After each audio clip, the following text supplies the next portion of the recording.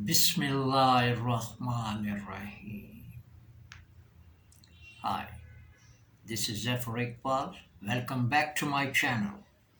In this English grammar lesson, I will teach you the simple future tense in detail with definitions, formula, and examples in the sentences. In this lecture on simple future tense, there is not a single definition of simple future tense, but a lot to understand that what is simple future tense and what's its function role. I hope that students will understand easily. By the end of the lecture, you will have a clear idea of a way to use simple future tense. So let's get started. But before the start of our lecture, if you like this video is interesting and developmental, so please don't forget to subscribe, like, thumb up and comment.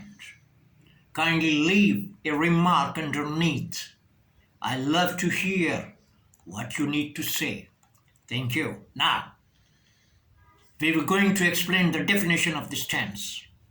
Number one, simple future tense is used to express an action that will appear or come about in the future.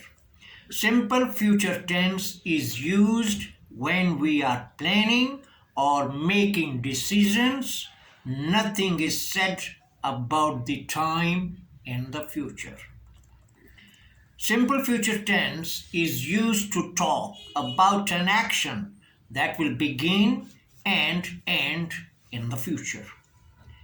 Simple future tense is a form of verb used to talk about things that have not happened yet. Simple future tense is simple prediction results that are displayed indefinitely in the future.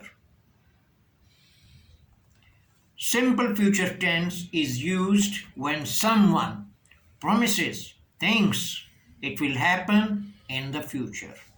Now, after the definition, we will talk about how do we make the simple future tense.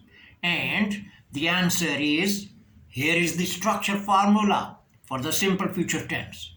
The formula is subject plus auxiliary verb plus main verb plus object. And in the auxiliary verb, we will use will.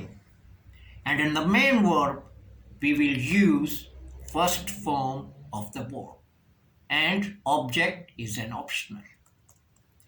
Now, we will going to whiteboard to explain all these things in the chart. Okay? Okay, now we are on the whiteboard. And here, examples. The chart is in front of you. See what we have learned about the formula: subject plus auxiliary verb plus main verb plus object, and the same thing we implemented on the chart. So the first positive sentence is I will close the door.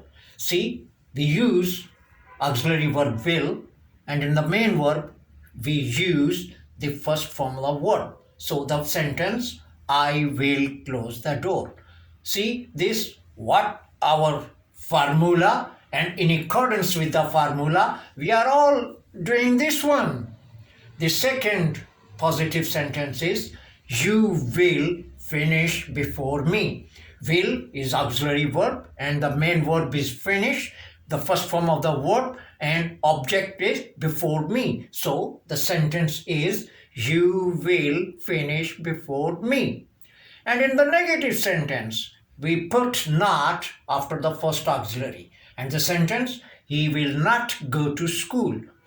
The same formula, auxiliary verb is will, and after the first auxiliary we insert the not to make this sentence negative. Main verb is the first form of the verb go, and object is to school. He will not go to school.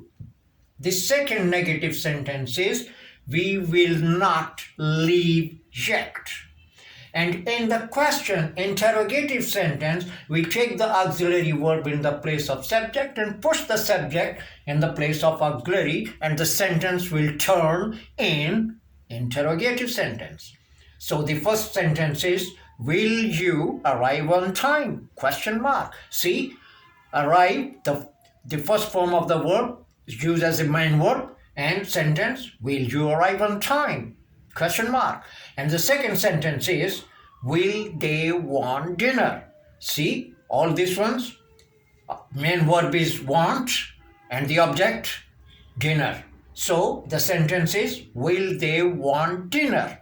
Question mark. See this one, how it's easy to make all this one. So, as I spoke you several times that the grammar is not difficult. The grammar is the one to help us. Okay, so after this one, I will explain you in the examples in the sentences. Okay? Okay, now examples in the sentences.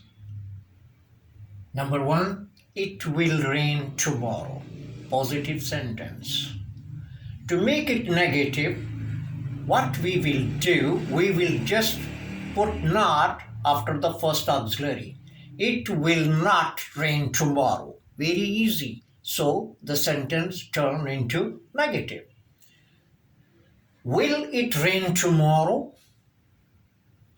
See, this is the question, the interrogative sentence. Will it rain tomorrow? And what we did over here, we take the auxiliary in the place of subject and push the subject in the place of auxiliary, and the sentence easily turn into the interrogative. Will it rain tomorrow? Question mark. Number 4, I will carry your bag for you. Positive sentence. To make it negative, put not after the first auxiliary. I will not carry your bag for you. See how it's easy? It's now negative. I will not carry your bag for you. To make it interrogative, will I carry your bag for you? Will, auxiliary, I will put in the place of subject and push the subject in the place of auxiliary, and the sentence will turn into the interrogative. Will I carry your bag for you? Question mark. And number 7, they will bake some cakes. Positive sentence. To make it negative, put not after the first auxiliary. They will not bake some cakes. Very easy.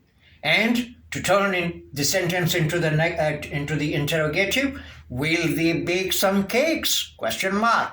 See how it's easy. So try yourself, do your exercises to make it completely good for you.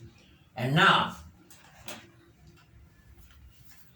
now we have completed the lecture on the simple future tense. If you have any questions, feel free to let me know in the comments and I will speak to you. At the end of every lecture, be ready to learn and watch the next lecture. So I will start my next lecture on the future continuous tense with definitions, formula, examples, etc., etc. Until then, goodbye.